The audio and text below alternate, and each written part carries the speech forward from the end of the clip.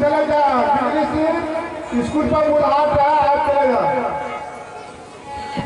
मेरी भाभी बोली दरबार में मैं आपका इंतजार करती रहूंगी, लेकिन दरबार तो बिल्कुल खाली। ऐसी क्या बात? फिर कोई बात नहीं, आवाज लगाकर क्या वहां तक संदेश उसको पहुंचा देते हैं। इसके बाद मैं आगे जो भी कुछ करना मैं खुद अपना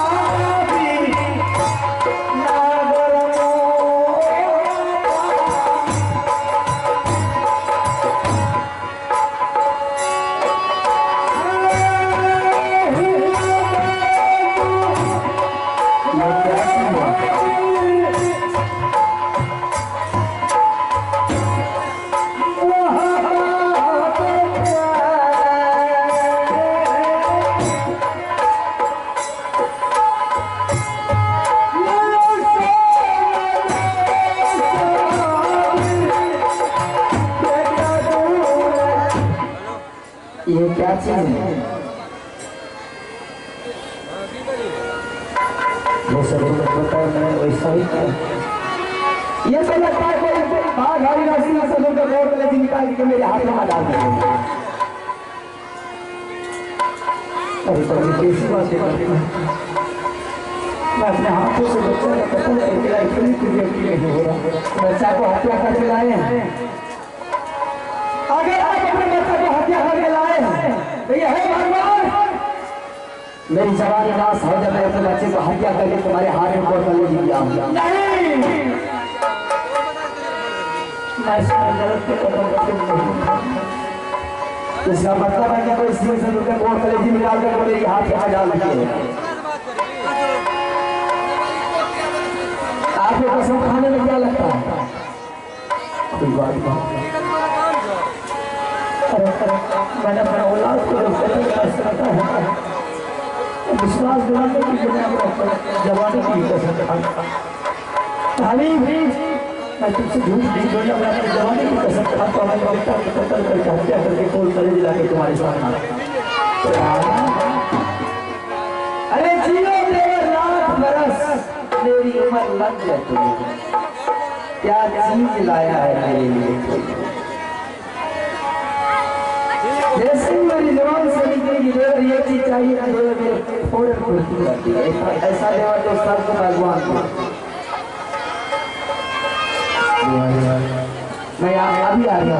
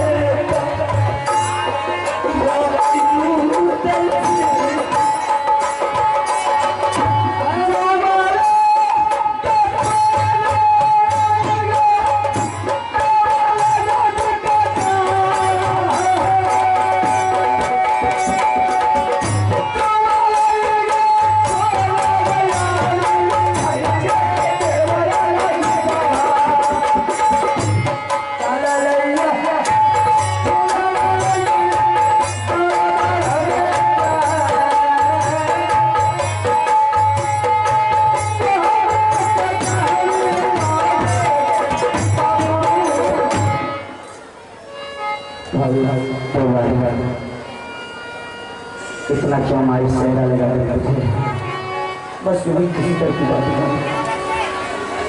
बहुत जल्दी आई क्या दिनेश की चाय दुकान वाले हैं हम सब नाच वालों के लिए चाय घर दिनेश की चाय दुकान वाले नाच वालों के लिए चाय स्नान करने में बहुत जल्दी आ गया स्नान करने में कोई समय नहीं रानी सोना को लगती है बटन दबाया मशीन स्टार्ट मोटर चल रहा टेबल पर काबू बाल में सुखाई अपना बदल के चलिए चलिए कोई बात नहीं भाभी तुम्हारी जो भी गाड़ी हमारे इशारा करके चलता रहा बस छोटी छोटी सी ख्वाहिश मुझे तो पूरा कर मैं चाहता हूँ अगर वो ख्वाहिश पूरा कर देगी तो मैं ध्यान हो जाऊंगा क्या ख्वाहिश है आपका हाँ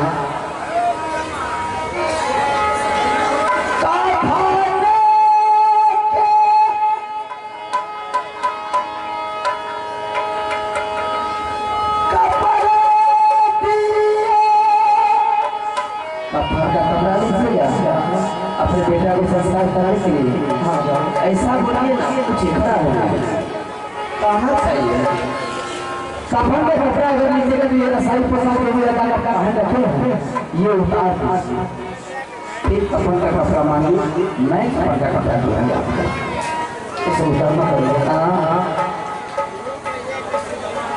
कोई बात नहीं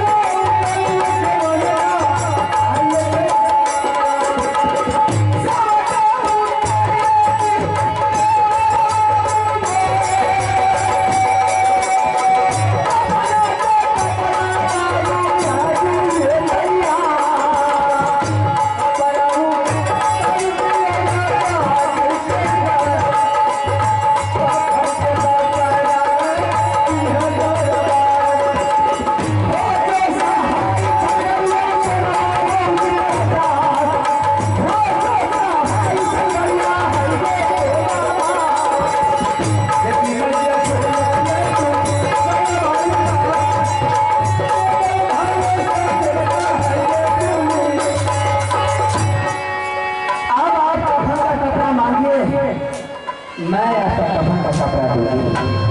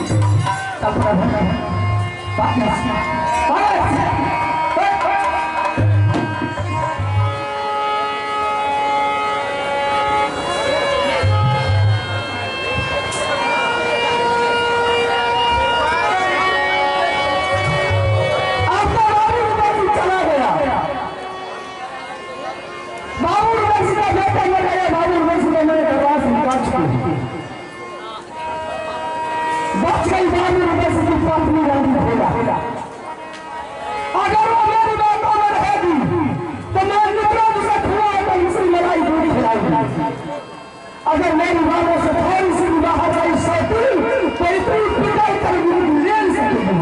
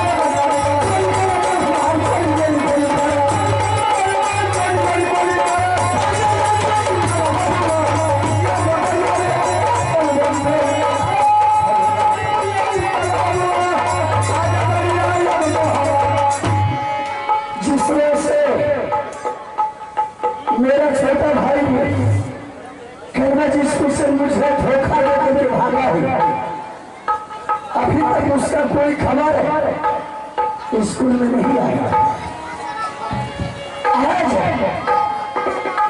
आज मेरा जी करता है कि चल करके पता लगा लूं राज मोहल्ला में कि मेरा भाई घर गया या तू नहीं गया, क्योंकि आज मुझे दया भाता आप भाता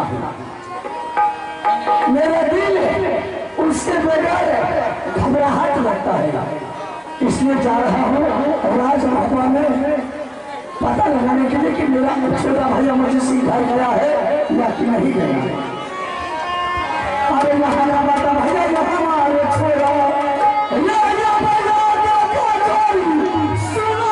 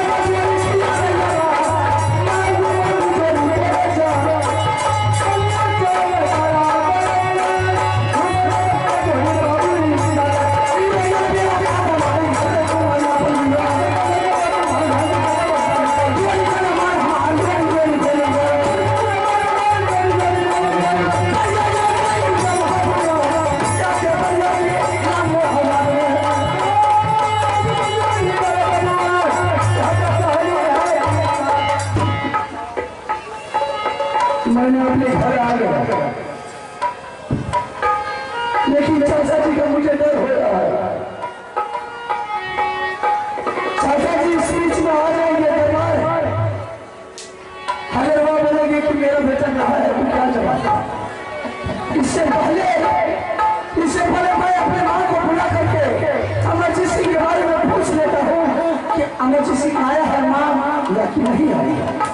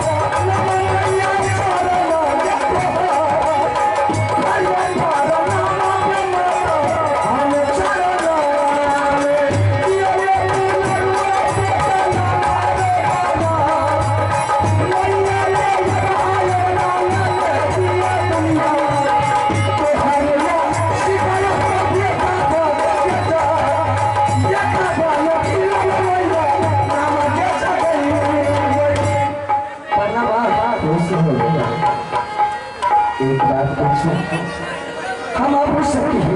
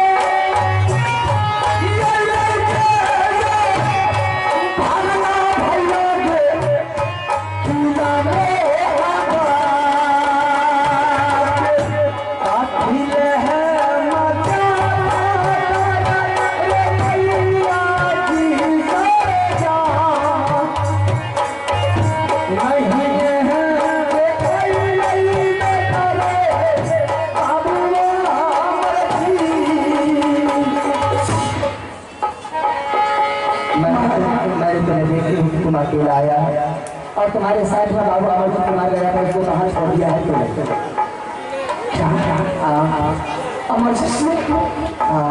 अमरजीत सिंह दरबार नहीं आया अभी तक तो लेकर के नहीं आया है। अमरजीत स्कूल से भाग करके राजमहल आया है, भाग करके आया है। उसी को पता लगाने के लिए मैंने आज कांग्रेस को छोड़ करके दरबार आया हूँ कि मेरा छोटा भाई गया घर या कि नहीं गया है। एक आवश्यक सूचना चंद्रशेखर यादव का